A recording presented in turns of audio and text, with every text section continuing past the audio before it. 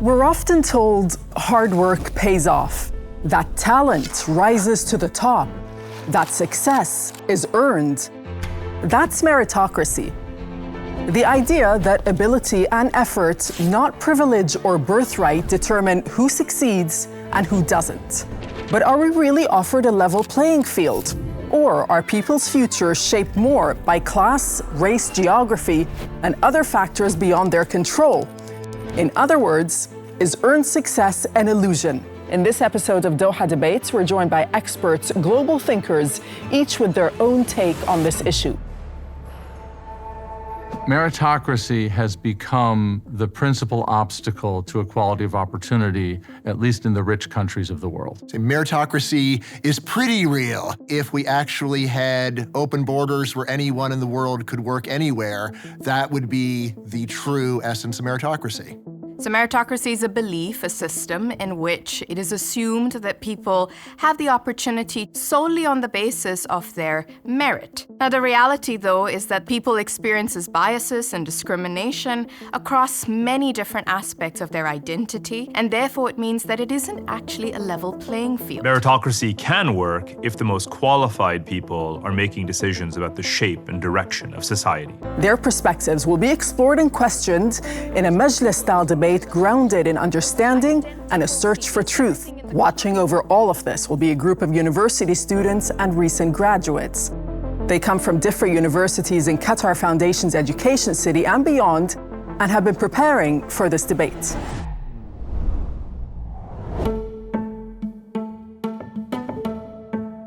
Well, life is not fair. We should not be doing any sort of programs or policies that equalize outcome, because then that creates injustice for those who actually are better and smarter. But what we can do is equalize opportunity. But I don't think that anybody can break into the system. I think the system in a lot of ways ensures that certain people stay out. And if somebody is trying to rise up, they put hurdles in their way because they want to maintain the status quo as is. I think meritocracy gives you the platform and the opportunity to prove yourself, you as an individual versus the world. I used to be very motivated before by what it used to be meritocracy.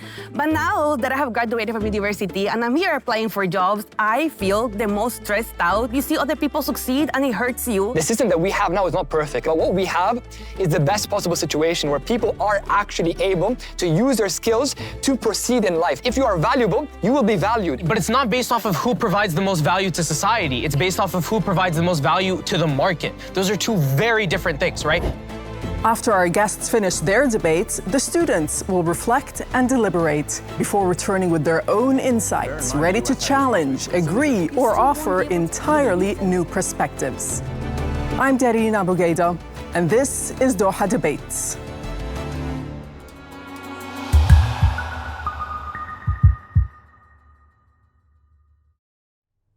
A warm welcome to you all. Thanks so much for your time and thanks for joining us.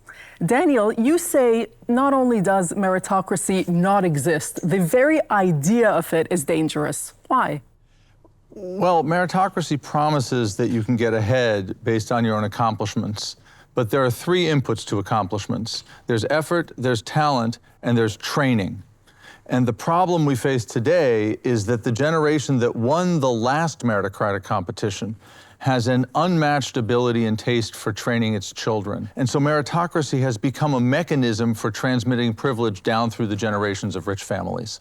Bryan, where do you see meritocracy working well today, and where is it falling short, perhaps? To start with, it's falling short mainly internationally because for all their meritocratic pretensions, most governments on earth very strictly regulate immigration so that most talent isn't allowed to actually go to wherever it would be most able to succeed. In terms of where it's most succeeding, I would say in business, the tech sector. These are the areas that are revolutionizing the world, and these are places where we really do see the best and the brightest doing amazing things. Poornima, weigh in on this. So when we think about meritocracy, we're assuming that people have the opportunities to be hired, to be promoted in our organizations purely on the basis of their skills, their competencies, their effort. But the reality we have to ask is, well, how do we define merit in itself? Isn't the very concept of merit something that is socially constructed and one that actually holds quite a lot of bias within it? I worry that we're defining meritocracy and even just success as something that by definition has to be a very scarce good, and it doesn't have to be. If we define success as allowing each individual to pursue their interests, their aptitude, allow whatever skills, interests they have to flourish and reward that accordingly. I think certainly scarcity at the top is extremely damaging to a society. But I think we have to understand that there's a nuance to the way in which meritocracy has interacted with scarcity. So take the following very striking contrast. Compare the world today to the world 200 years ago in 1820. In almost every country in the world, there is substantially more equality than there was then along lines of race or gender or caste or sexual orientation. There's still an enormous amount of inequality along those dimensions, but the world is transformatively more equal now than it was in 1820. Meritocracy explains why we have less hierarchy along race or gender lines, because everybody has talent and effort, but it also explains why we have more inequality along economic lines, because meritocracy has dramatically distorted the returns to a narrow set of capacities and produced a winner-take-all competition economically. To say that there could ever be anything other than extreme scarcity at the top is crazy. The top, by definition, can only have a few people because that's the way that we find it. But if we're focusing on comparing the world of today, the world of 1820, say it gives us an illustration of how stupid it is to worry about equality. No one would, in their right mind, would want to go back to 1820 because of the horrible misery and suffering. It's not just that things there's a difference in equality, it's that absolute living standards are vastly higher. And I say that's the reasonable thing to be focused on. What I thought Dan was going to say, actually, is that it's thanks to meritocracy that we've had so much economic growth, which would be a very sensible thing to say. First of all, we have to decide what the top looks like. We can have a spiky, fine, pointy peak, or we can have a broad plateau. And there are lots of reasons to favor a broad plateau over a spiky, fine peak, including for those at the top.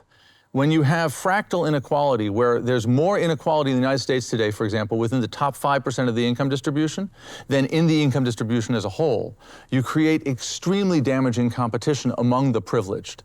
But you also create enormous exclusion for everybody else. So that's the first point. The second point on economic growth, it may also be an achievement that has a shelf life, and we may be reaching its best before date. It's not clear that our civilization can sustain growth of the sort we've had for the past 200 years into the next 200 years without destroying ourselves environmentally, socially, and also spiritually. Let's peel back the layers a little bit more. Is inequality a feature or is it a flaw in a real, true merit-based society?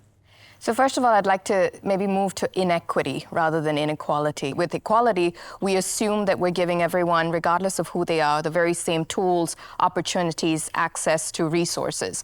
With equity, we take those differences into account. And that is really the danger of meritocracy, that if we assume that society is indeed meritocratic, then for those who are sitting in positions of power, decision-making positions, then they assume that the inequity that we see, the fact that there's inequality, that people don't have those same access to resources, is because they don't have the talent, they don't have the skills, or they're not putting in enough effort.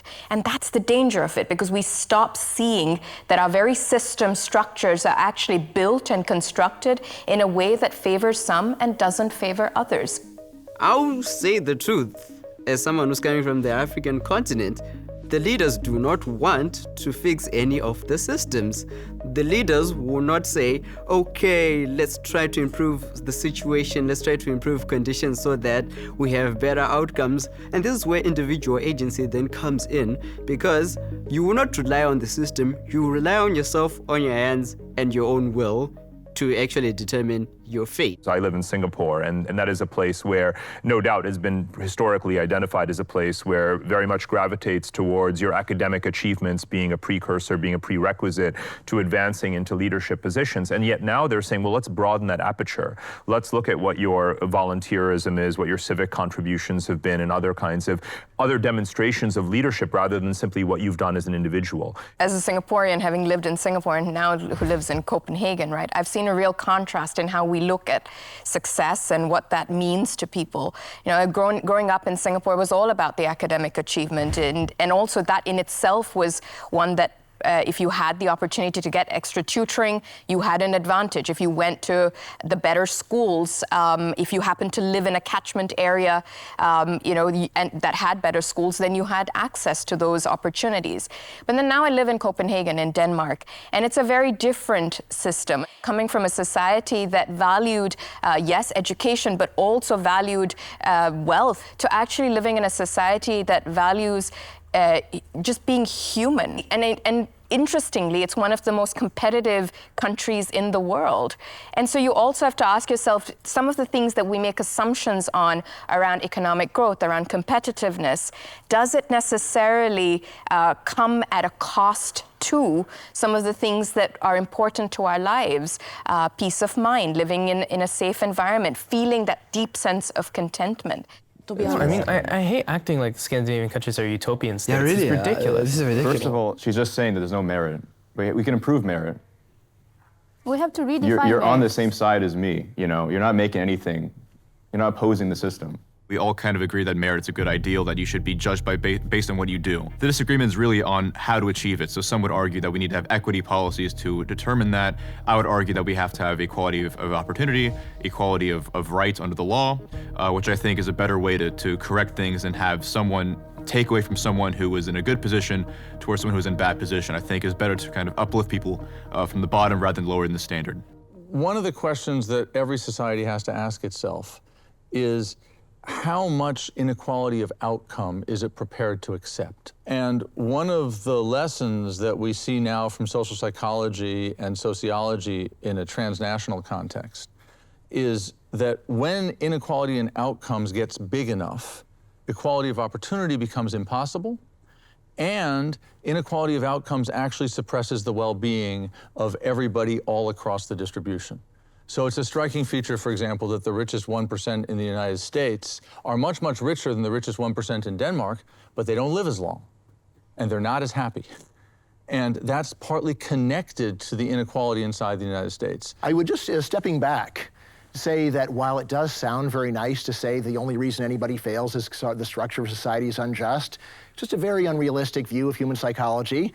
There is just a huge range of human personalities. There are people who are very driven, there are people who are very lazy. Some of this changes with age. You can see that young kids are almost all lazy. So I actually do get to teach at a school that is not so elite, George Mason University, and I will say that a large share of the students are too lazy even to show up, do very basic work. Lazy to even show up. Oh my God, okay. And say, look, they can't. It's not that they can't, they just have better things to do with their lives in their own eyes. Is he insulting his students? Why is he so judgy to our students? You know, he doesn't know their circumstances. There's so many structural issues, there's so many barriers that makes a person so disheartened that they stop trying. So, I think it is much better to have a realistic view of what's actually going on instead of just saying something that's going to get people to feel good about it. It's like the world is just a lot harsher than people want to say. And yes, there's a lot of lazy and ambitious people in the world. It's a hard fact. He's correct, Danny. I think he can make his case. He's not correct. No, he can make his case in a more sympathetic fashion. I know what he's trying to say. He's just talking about privileged, lazy people. That's you don't have any drive, and if you're poor, it's your fault. He seems to have no empathy. The way that he's passing comments about people's energy, and again, I just think his tone and everything is just very judgmental. I kind of agree with the principle of the idea that some people have more ambition than others, but the remark was a bit crude. If your value is always measured by what you achieve or produce, then what happens to people who are, for example, I won't use the term lazy, but I'll say what happens to people who are sick or aging or just simply quiet? Why not use the word lazy? What's wrong with it? It's a good word. I'll leave that word to you, but let's, Daniel, go ahead. A couple of things. First of all, directly to your question, there are lots of ways to achieve something, and not all of them are valued by the market. And so, for example, we know, actually, there was a study produced by some economists in the UK a few years back, that lawyers and bankers get paid a wage that is greater than their social product. So if you ask how much does their labor contribute to GDP, lawyers and bankers get paid more than 100% of their contribution to GDP. Teachers, nurses, and rubbish collectors get paid 10% of their contribution to GDP. Nurses. Exactly. Nurses. Yeah. Exactly. Doctors as well. And friends and carers of the elderly and of children get paid 0% of their contribution to GDP. So there are lots of ways to value someone's contribution, which is not marketized, not competitive, not rankable. And we could have a life in which, in a society in which we are more able to recognize those kinds of contribution. The system of meritocracy that we exist within right now, it kind of has decided, based off of Western-centric, like it's a very Western-centric idea of what success is, that you need to have money, you need to add economic value to the society, but somehow we don't look at social value as value. Like helping people out is not value somehow, being kind is not valuable somehow, being generous is not valuable. So Poornima, do you think meritocracy has freed us from old injustices, or has it created a new class system with simply an illusion of fairness? I think meritocracy is a myth, and it has created that inequity, inequality that we see in society. So I think the very concept of how we look at meritocracy today and the very construct of merit and how we define merit is deeply flawed. Now, if we try to define success more broadly, that people do achieve things in life through different talents, skills, experiences, and if they're able to bring that together, that's not lowering the standards, that's expanding the pool of individuals that get into our workplaces. Bryan, Poornima clearly says meritocracy is a myth. Do you agree? I'm even puzzled as to what it would mean for it to be a myth. You don't think that if we just randomly assign people to jobs that it wouldn't be a disaster, do you?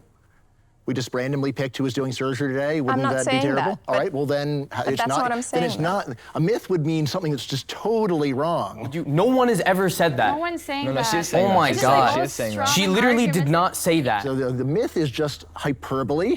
It's something where you can get attention by saying, oh, it's a myth, but it's not a myth. It's not a myth that some people are over 6 feet tall. It's not a myth that some people are better at some things. And a system where you randomly assign people to jobs would be a disaster. So if we look at the various studies that are CV studies, right, resume studies, and there are different ones done in different parts of the world, right? And they're replicated over and over again. So identical CVs, everything in the content of the CVs is the same, the name may vary. So it's done, for example, in Denmark with Mass versus Mohammed, all right, as the names. In the US, it's done with Black African-American sounding names versus more European sounding names. Now, if we were to solely base it on the competencies, if we believe that, yes, people are being hired solely on merit, then we shouldn't see the kind of results that we see out of these. You know, 50% more applications need to be sent in to get a single interview if you have a Black sounding, African-American sounding name. Or if your name happens to be Mohammed in Denmark, you have to send in 52%. If you're a woman wearing a hijab with a Muslim sounding name, you have to send in about 60% more applications. So if it's solely based on merit and none of these exist, right, these biases exist, then sure, in that ideal world, but they do. Sometimes I think, is my name like a liability for me? So I felt like what he was saying resonated with me. Dr. Luthra, of course, is the only one among that panel who's a woman, right? So the rest of the panelists, they don't really have the same experiences or have not faced the same obstacle. As to what's going on in these studies, I think a lot of it is probably that when people are going through applications, they are saving time by taking shortcuts. It does not mean that, on average, what they're doing is wrong. It's not something where it shows that someone is biased. Usual story. So if you are walking alone on a street and you see a guy who's heavily muscled and tattoos, you cross the street.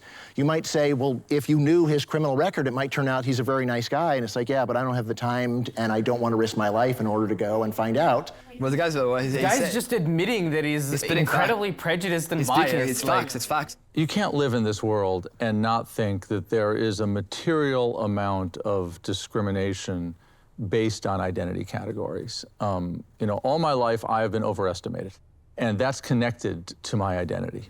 But I also agree with you, actually, Bryan, that meritocracy has, in addition, been a significant force for inclusion of previously excluded groups.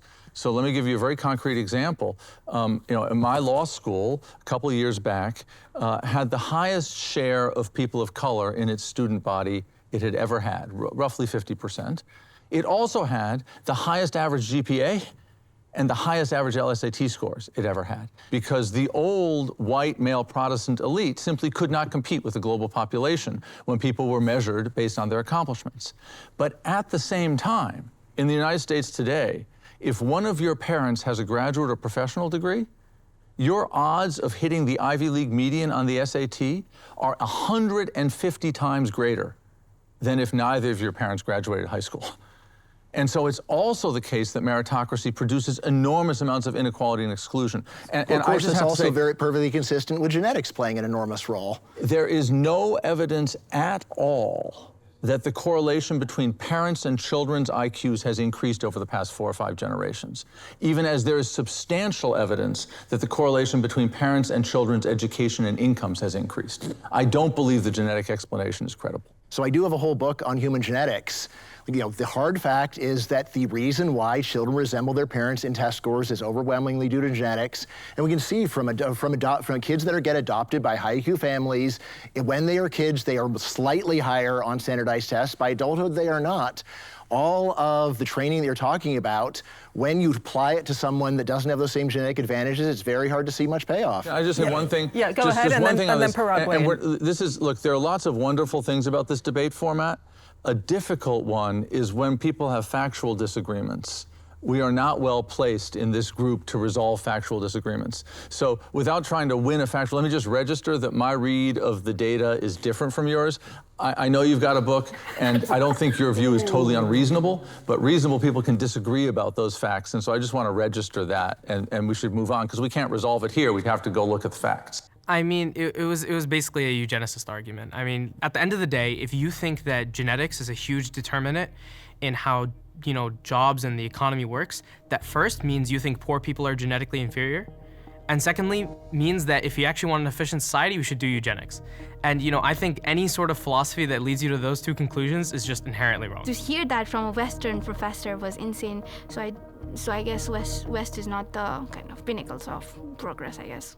Well, this is an excellent moment to check in with our students, because throughout this debate, our panel of students and recent graduates have all been listening to what you have to say. They've carefully listened to your ideas as well as your arguments. So next, I'll join them as they reflect and deliberate on what they just heard. And after their discussion, they'll return to share their own perspectives along with questions and challenges. So I think a lot of people are having quite a lot of pushback with this idea of merit. Merit exists in the world. This is why we celebrate people who are successful. You find people celebrating stars like Ronaldo, Messi, or Elon Musk. And we get to see that we arrive at such a place because we see merit as something which is showing competence, that someone is able to achieve and to do something specific. I think I had something that I agreed on with everyone except Bryan.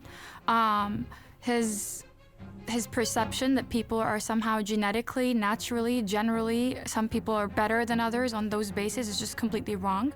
I think his ideas of the fact that some sort of objective merit exists and some people just don't measure up to that is completely wrong. I think that Professor Markovits, his perspective is actually better on a legislative point of view, right? So in terms of trying to ensure that the structural inequalities are addressed on a structural level, a population level, yeah, of course you need to take this point of view of understanding that there are inequalities and addressing them. However, for me as a person, for any random person, how would I advise them? I'd advise them to take the point of view of Caplan. Yes, how I behave, how I affect myself, the effort I put in is going to be the results that I get, right? So I think this is the best perspective to have for success. So you've all heard from our panel of speakers. Is meritocracy a just principle, or is it simply an illusion? Sundus, what stood out for you? What stood out for me was Bryan Caplan's view that somehow genetics and nature can decide what merits you have and decide who's more hardworking and who's not, and who is more likely to be successful or not, because it's a eugenist view and it's very biased and it has inherent roots in colonial ideology. Felicia, do you share that view? Yes, I agree with Sundus very much. I thought that this was a way to devalue people. I think it kind of takes away from the effort that a lot of people can put in, and I just think it's a way to feel very entitled about other people's work. Hamad, what about you? So actually, I disagree with both of them. I think that the reality of life in general is that many of the factors of your personality, whether it be your intelligence or even your height or your weight or your physical superiority, are going to be determined by genetics, right? So I don't think you have to draw a line in the sand and say everything physical can be determined by genetics. However, I think in general, the children of intelligent parents are going to more likely be more intelligent, whether it be by nature or nurture. I mean, the way that Professor Caplan kind of structured his argument actually kind of proves one of the huge issues with sort of the narrative of meritocracy. I think we all agree, or most of us agree, that meritocracy is an ideal, right? We should aspire towards meritocracy. But, I think one of the issues is sort of the narrative, and, the one that was pushed by Caplan is essentially, if you haven't made it as far as I have, or if you haven't made it very far, there's something wrong with you. I think the really dangerous thing is when we start thinking of genetics as also a determinant of intelligence. That's when it gets really dangerous, right? Ultimately, it's really a nature versus nurture debate, and I believe very strongly that if you put two people in the same situation, 99% of the time, they will end up as the same person. I personally believe if you want to understand the world, you have to look at how it treats the most vulnerable people. And those, for a fact, right now we're living in the largest displacement crisis in the world. Like 120 million people across the world displaced. How do you expect that whole part of the world to survive in a system like this? And do they have a level playing field? They do not have access to education. They do not have safety, which is number one. If you want to go to school, you need to be safe. You need to have a home. I think the problem is when you try to change things via top-down DEI policies, for example, you're not going to fix the actual structural issue. What people are doing today, for example, UCLA Medical School was recently sued because the dean of admissions over there literally said she's going to lower the standard for African-American students. And let me add on to this, from the perspective of medical administration. I'm a medical student, and I know many different cases and the reason why they do these things, right? So for example, within the United States, the reason why they need to actually have certain qualifications in order to work there is because they have a completely different system, right? The system that's going to be applied within the United States is going to be different from Sudan and different from other countries with different resources. But even in the Gulf, they respect U.S. medical licenses more than their own domestic medical licenses, which is kind of embarrassing. That's because of how hard it is to get to the US. And I understand what you mean in terms of how meritocracy can be deeply flawed because of the difference in equality of opportunities, etc. However, what we need to consider is that there is no system better than meritocracy to give the people who are exceptional from lower class opportunities the ability for upwards mobility. Me as a medical student, I know many different cases of people from, for example, Syria, from example, other different, even refugees who did their USMLEs, who studied as hard as they can, who got the highest scores and were able to go and do residency even in places like the United States, right? I think we all agree that the system ideally would be amazing. I put in effort and I get rewarded for it.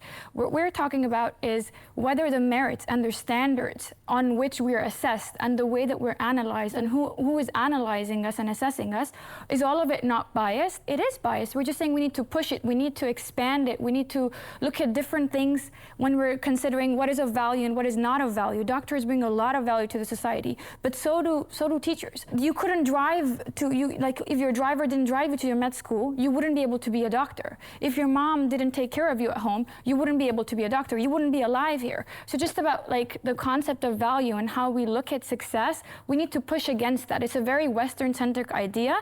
And yes, in America, I understand if you're going to America and you're going to be a doctor there, it makes sense that you're well-versed with the American culture or their system. But then why is it that those people, when they come here, they're prioritized over those who have gained their education in but the Gulf of meritocracy. Also, I wanted to go back to... You were agreeing with what Sundus had to say? Yes, but I wanted to go back to Hama's point about these people who were very poor in Syria, Yemen, whatever, had very bad situations, and they still made it, right, because of their effort. I feel like this is very high exceptions. If you look at the majority of numbers of people who try very hard in very bad places, they never make it out of the country. If you go back to me, for example, I come back from a very poor town. We don't have a lot of things, and I was in a public school for most of my life, and I got here because I worked very hard. But how many people do you think in El Salvador worked that hard as much as me and didn't make it here? And I was the only one who got that scholarship. It's possible for meritocracy to give you a chance, but you're only using exceptions. You are not looking at the majority, and that's why I think it's not working. I think the problem that we're facing with your argument is we are assuming that you have to be given something, especially if you're coming from a disadvantaged background, or that if we give everyone at least an equal footing, then the outcomes are going to improve. That is not necessarily the case. What Merit is basically trying to say is, if you are hungry enough to change your situation, you will achieve that. I believe in individual agency because I believe the world owes you nothing. If you want to succeed in this particular world, you need to work for it. I came from a system while I was still in high school in Zimbabwe in which there were no resources. There was nothing, right? And the only way that at least I was able to escape from that situation, and some of my peers, was through hard work and individual agency. You want people on survival mode to go out there and survive even more, to earn the merit, the so-called merit that we don't know what's the standard, what's the criteria for that merit. But yes, people are suffering already, do you Yes, understand? We need equity. We need equity to level the Who playing determines field. equity? How do you define equity? I'll differentiate between equality and equity because it's very important for this debate. Equality is basically the idea that we all have access to certain rights and inherent value, right? It does not, equity is the idea that someone should determine, based on historical injustice and inequalities, that we have to uplift someone else and take away from someone else because it's a net zero system. That is an inherently unfair system. And the reason why is because rather than giving people the inherent value and dignity that every single person has, treating them based on what they do, not based on their identity or their intrinsic characteristic, what they instead say is, let's treat people based on their skin color and their race, but in the opposite direction. You only further embolden injustice. You only entrench injustice with that system. You don't have to take away from people in the top to give people from the bottom. You don't have to punish people above. I don't know where you even think that. What we're trying to say there is a finite amount of seats at the end of the day. We're fixing social injustices, systematic injustices that actually hurt more people in the bottom. Hold on. Once we bring these people above, we're taking away from the white people above, you know? We're putting them in the same standard. So now they are not limited by those biases that are already there from history. I have a question for you, Felicia, then. All right, so you say that I'm mischaracterizing it because taking away from others in that. So in certain companies, in certain C-suites, they have to have X% of people be women or African Americans. Isn't that taken away from others who otherwise would be white and qualified, but give it to those who are African American and white women? Okay, why do you think we have that quota? No, but again, first and foremost, is actually a more deeper question. What is the metric? We hear a lot about metrics in meritocracy, how metrics are subjective. But in reality, if the state determines the metrics, what is the limiting principle? If the state can determine what is good and what is bad based on these principles, isn't that just further emboldening tyranny and authoritarianism? Okay, but you're forgetting why we have the quota. We have the quota because there's no equity to start from. If we were all starting at the principle, at the same line, then you will not need a quota. I want to answer. Let's hear from Tayama before the question. The room was like, how to say, it had an energy. I mean, people were so loud that I had trouble kind of listening. I feel like everyone is making this kind of hasty generalization that people can actually, like most people can succeed in a meritocratic system, which, like my peers have said, it's not true. In equal society, when you equalize, it feels like oppression for the privileged group. While we're actually equalizing, like it's like this. Some people are here, some people are here. When you're doing this, the people on top feel like they're being lowered, but it's not actually the case. We're basically giving equity, right? Okay. We're making the starting line the same. Okay, for example, my country has the quota system, right? Which I feel like Raid knows a lot about, which I don't agree with whatever she's saying. But like we have in our constitution, it says that 1/3 of the parliament members should be women. And you know what is actually having is like changing policy for the better. If you just have people, privileged people in the top, they don't see the reality. So we need representation from marginalized people to actually have a better system. I have to push back on what you're saying in terms of having DEI, because at least my major problem with DEI is how it's been used, especially in the current day, is we're having incompetent people being put in these incompetent spaces. I think the most logical argument is if we level the playing field, especially in terms of requirements, then we look at all of the other different metrics and factors. The problem with the anti-DEI crowd is really they keep talking about this incompetence that's everywhere. You know, people getting hired just because they're black or just because they're women. But there's actually like barely any examples anywhere of like something failing because an incompetent person was hired purely because they're black. It's absolutely ridiculous. And by the way, like I do have to add, you know, the whole point of DEI isn't just, oh, this person is black, this person is a woman, I'm gonna hire them. It's also, oh, let me make sure that this job advertisement reaches all communities and not just the same community, right? Let's get this perspective in. Because for example, like, I mean, in academia, we already complained about how academia is such an echo chamber. I mean, imagine how much worse it would be if, you know, we just totally ignored, you know, any kind of idea of diversity. I have a couple of points. Like Sure. when, Raid, you were talking about lowering of the standards, I find that there needs to be some reflection on your part when we're talking about adjustment of the standards, adjustment of the criteria. It doesn't necessarily mean they're lowering it. So that just means you think there's a certain merit that's objective, and I don't know where it's coming from, falling from the sky, and then if we're adjusting it, somehow we're lowering it. But all right, I'll ask you. No, I want to ask you a question. Let her finish. Okay. Let's hear what she has to say.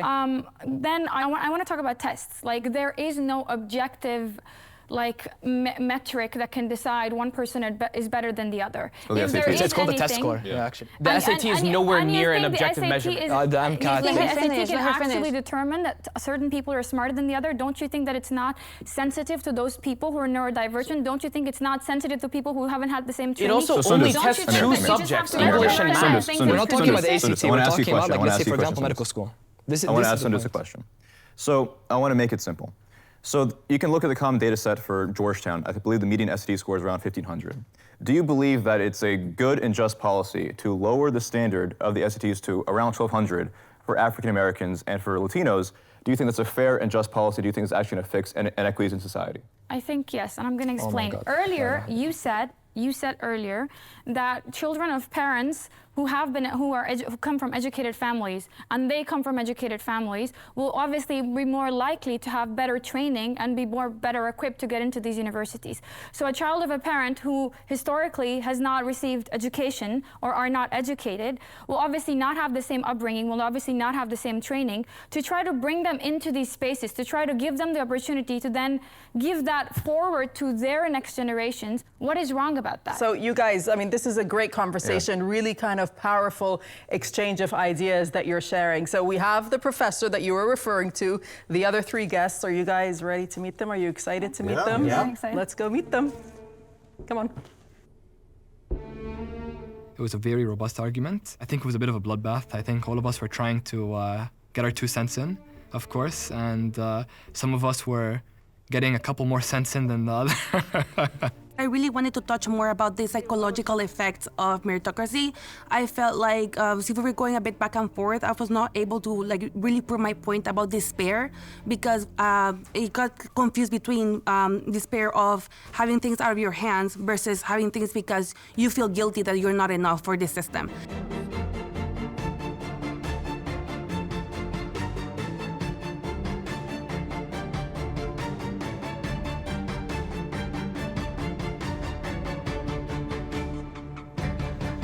So we've heard some really compelling arguments from our speakers, and our student panel has taken time to reflect, challenge, and wrestle with those ideas. Now, they've joined our experts here in the studio, ready with their insights of their own. Amir, you had a question for Bryan.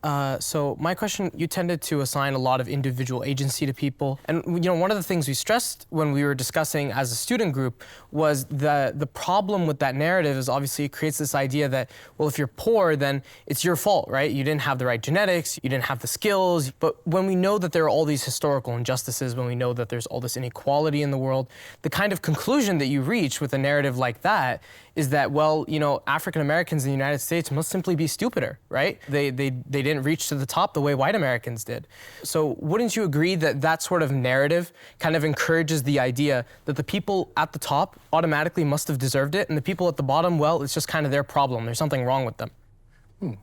So I'd start off by saying that the truth might be extremely ugly, and we should never say that's not true because it doesn't sound like something we want to say.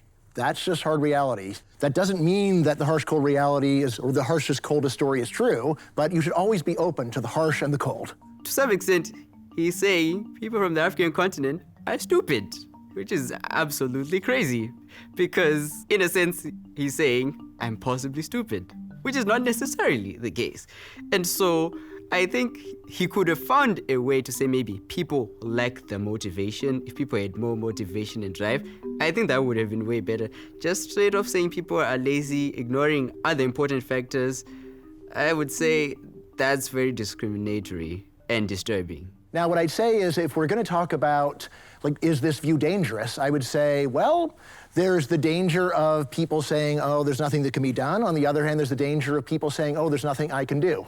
And agency-focused stories do, on the one hand, they do mean that people are going to be less interested in helping other people, but they also mean that people are going to be more interested in helping themselves. And what I would say is, if you actually want to help yourself, it is much more productive to focus on what can I do in the system. I was kind of shocked. If anything, I mean, the thing I was most shocked about was the fact that there weren't more reactions from other students towards what he just said. Because, you know, in my head, I was just like, is this like a flat-out endorsement of the idea of the superiority of other races or something? I think we can all agree here that hierarchies are inevitable, correct? Like, no matter how hard we try, there will always be some level of hierarchy somewhere. Even under a communist system, there was ironically a hierarchy in many of these countries. So I think the question really is then, what do you want these hierarchies to be? Want them to be of competence, right? Because that's the best hierarchy possible. You don't want to be based on tribe or based on race or based on ethnicity, which unfortunately we've seen a lot in the Middle East.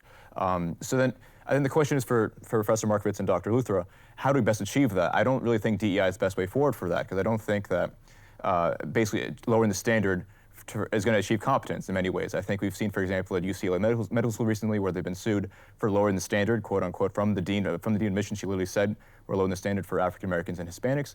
I don't think that's a good way to get competence out of hierarchies. And I think it's better to kind of have a high standard and help people achieve that standard from there, but not to lower the standard. So what is your way to achieve these hierarchies of competence?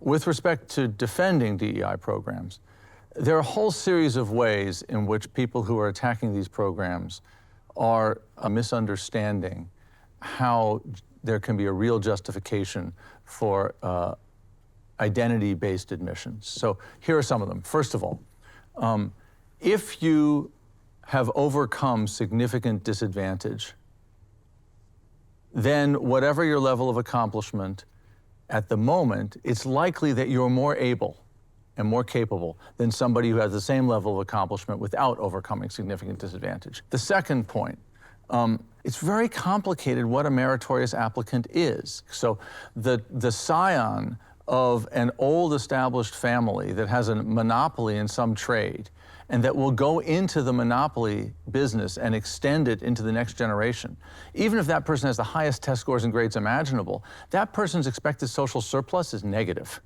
Because what they're going to do is they're going to extend monopoly power into the future. Whereas the person who comes from an underserved community and will take the post in a job, in a school, and do the job and bring the job to an underserved community may have an enormously large social product, even if their incoming test scores are much lower. And so if we measure merit based on the expected social product of the graduate, you get a very different ranking of who has merit and who doesn't. One thing I want to say that's important and a little bit more critical, notice much of this conversation about diversity and inclusion has been about identity categories other than income and class. But my own judgment is that the biggest form of structural inequality in the United States right now is economic and class-based. And it is often the case that DEI programs, as administered, produce a kind of ideological cover for continued exclusion based on class. Does meritocracy by design then create a system of winners and losers? So I think, of course, it's going to be a system of winners and losers. I think that life, by definition, is going to be competitive. But I think trying to do anything else in terms of quotas, in terms of all these other methods, is actually unfair. Like, Ra'ed said something that kind of like caught my attention, right? When he talked about the UCLA case, etc. And I actually believe this was something that was quite wrong. These decisions made by these medical schools in the United States actually very badly disadvantage the Asian American students, as well as the Arab American students and the Indian American students. How in this scenario would you put a finger on the scale, as you said, and how in this scenario would you try to help those with less opportunities get an upper hand without disadvantaging those from classes that are overrepresented, for example, Asians? The way I see it, I'm going to build on what Daniel said earlier around intersectionality. I think when we look at diversity and when we look at these quotas targets, most of the time it's based on certain particular dimensions without taking into account particularly class, socioeconomic background in particular. I think we need more nuanced discussions here and how we look at who we're giving opportunities to, how we're leveling the playing field. And unfortunately, that's not how DEI efforts have played out. It's been very focused on certain dimensions, and that has then created the us versus them, the zero-sum game. This is all a pizza and pie. You give someone one piece and there's less for everybody else. But when we start putting on the table the intersectional lens of what things like and dimensions like socioeconomic background and class have to, and the influence that has, then we start getting a more nuanced picture of what we're looking at and who actually needs to be lifted, who actually needs support, whether it's in early education or in terms of opportunities further on in life. So I think there's an opportunity here, and we're having the right discussions, because the way DEI has been played out, it hasn't taken this necessarily into account in most parts of the world. Look, you're talking about sort of the state's responsibility and the government's responsibility. I just want to personalize it a little bit, okay? So for my guests here on the panel, for those of you who have children, did your definition of success change when you had children? And also, how far would you go for your children to give them an advantage? Parag, I'll start with you. It's a great question. I think as children age, and they develop their own personal interests and worldviews and preferences, because you love them and because you hopefully can create, or you live in an environment where there is opportunity for them, you simply want them not to succeed by whatever preconceived notion you may have or whatever expectations your social segment may have for them, but rather you simply want to encourage them to do the best they can and be the best they can be in whatever field of endeavor they are most inclined towards. So that's how my personal view has evolved. And then, so how far would you go? It really depends on if I even have the capacity to do so, depending on their interest. If my son wants to be a professional soccer player, there's almost nothing I can do whatsoever. He will have to succeed based on the merit, his own skill, his athletic skill, and I cannot. But if you were friends with the dean of a university, would you go in and put in a good word? Yes. All right, there you go. Bryan. So I only have 4 children, and I'd say the main thing that has changed from being a parent is wanting my kids to give me a lot of grandkids. This is no joke. Is that how you measure success then? Yeah, this is the main thing that I push. I want at least 4 kids from every kid. But how far would you go to give them an advantage? How far would I go? I would push them to the extent that I think they deserved it. I would not go and lie to a friend and say, go and give my son a job. He's not really very good, but he's my son, so do a favor for me. Okay, Poornima. So my children are third-generation immigrant children. So my parents left India in the early 80s. I grew up in the UK and moved to Singapore, and my children have grown up in Singapore and in Denmark. So we're a globally mobile family, and my parents come from lower middle class backgrounds, and they've worked really hard to try to get us into better educational institutions, providing tutoring, all of that. And so we moved up the socioeconomic ladder. And now we, of course, then have made choices. They're conscious choices. My children go to an international school. We live in a country where it's not a native language of ours. You could argue that, yeah, sure, you'd send your kids there, but it's also a real advantage, and I want them to know that. And the only thing I do tell my children is that you have an advantage, you have privilege. Make sure that you're lifting others along the way and that you're very grateful for that advantage. Daniel, how far would you go to give them advantage? Would you speak to the dean of a university? So my love of my children exceeds my moral principles. And if one of my children committed a murder, I would bury the body. But I also think we have systems in place so that people, among other things, can love their children without actually doing wrong. And so I would very much want the dean of the university to angrily show me the door if I tried to do this thing. And this is the balance between structure and responsibility. The second thing is just what do I want for my children? I want them to have the right amount of existential self-hatred. That is to say, I want them to love themselves and to believe that they're important, and also to believe that they're a member of a fallen species, and that they have unjustified advantages, and that they're capable of wrong, and to have the right set of values. So hopefully they'll never commit the murder and force me to bury the body. Well, that brings us to the end of this episode of Doha Debates. Thank you to our speakers, to our students, and all of you for watching and listening. We've explored bold ideas, challenged assumptions, and open space for understanding with respect and curiosity at the center. But the conversation doesn't end here. Now it's your turn. What do you think? You can share your thoughts, your questions, your perspectives. We're listening.